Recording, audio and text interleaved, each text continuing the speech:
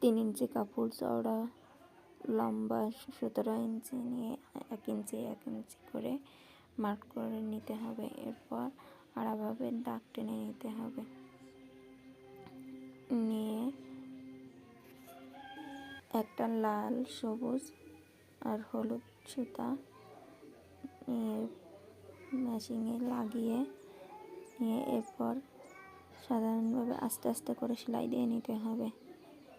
যত আস্তে ধীরে ধীরে সেলাই দেবেন তত সেলাইগুলো সুন্দরভাবে বসবে। তাড়াহুড়ো করে সেলাই দিলে দেখা যাবে সেলাইগুলো ছোট বড় হয়ে গেছে, ভালোভাবে বসবে না, কালারগুলো ফুটবে না। তারপর আবারও আড়াভাবে 1 ইঞ্চি করে করে সেলাই দিয়ে নিতে হবে। এরপর 2 ইঞ্চি বক্রমে 1.5 ইঞ্চি করে মার্ক করে নিয়ে গোল আকারের গোল মতো কিছু একটা দিয়ে এভাবে গোল করে নিতে হবে। 1 ইঞ্চি বাদ দিয়ে ফিরে আবার আরেকটা করতে হবে। এভাবে করে সম্পূর্ণ বক্রমটি করে নিতে হবে 17 ইঞ্চি বক্রমে। এরপর কাপড়ে পেস্টিং পেপারটি লাগিয়ে ঘুরিয়ে ঘুরিয়ে আস্তে আস্তে সেলাই করে নিতে হবে। ভিডিওতে দেখানো মতো খেয়াল করে দেখলে আপনারাও বুঝতে পারবেন। এভাবে করে সেলাই দিয়ে নেবেন। এরপর পার্টি অংশগুলো, কাপড়ের অংশগুলো কেটে নিয়ে উল্টিয়ে নিয়ে এরপর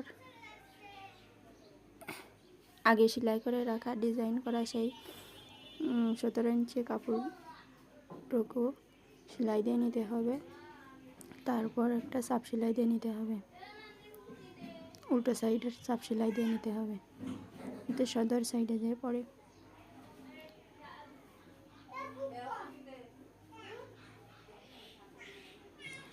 এরপর সদর সাইডে একটা চাপ সেলাই দিয়ে নেবেন যাতে ঘুষিয়ে না থাকে।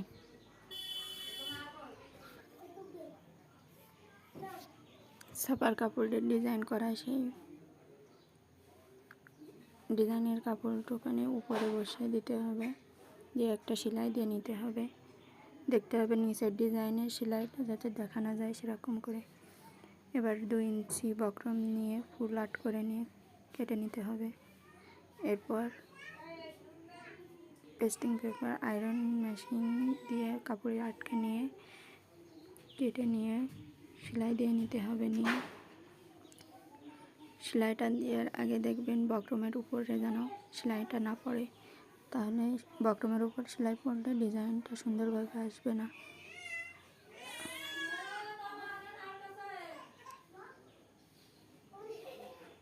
এরপর সাইডের বাড়তি কাপড় কেটে নিয়ে উল্টে নিতে হবে। এবার আস্তে আস্তে করে চাপ সেলাই দিতে হবে, একটা করে রাউন্ড করে চাপ সেলাই দিতে হবে এবং একটা করে ফুল বসিয়ে দিতে হবে। ভিডিওতে দেখানোর মতো এভাবে দেখতে চেষ্টা করবেন। চাপ সেলাইটা ধীরে ধীরে দেওয়ার চেষ্টা করবেন, যেহেতু রাউন্ড রাউন্ড করে সেলাই দিতে হবে, সেক্ষেত্রে আস্তে আস্তে ধীরে ধীরে করে চাপ সেলাই দিয়ে নেবেন। এরপর ফুলের উপরেও চাপ সেলাই দিয়ে নেবেন যাতে ফুলের বাড়তি কাপড়গুলো বাইরে বেরিয়ে না আসে।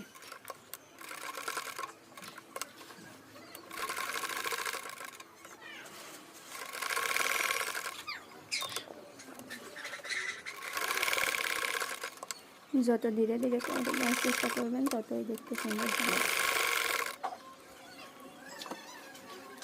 তারপর ছাপার ডিজাইনের কাপড় যে জায়গায় দেওয়া হয়েছে সেই জায়গায় থেকে উল্টো করে সেলাই দিয়ে নেবেন যাতে ছাপার কাপড়ের মুখটা দেখা না যায়। এরপর সদর করে একটা চাপ সেলাই দিয়ে নেবেন, ডিজাইনটি রেডি। এই হচ্ছে ফাইনাল লুক। এভাবে সুন্দর করে আস্তে আস্তে সেলাই দিলে ধীরে ধীরে সেলাই করলে দেখবেন সুন্দরভাবে এই ডিজাইনটি তৈরি হয়ে গেছে।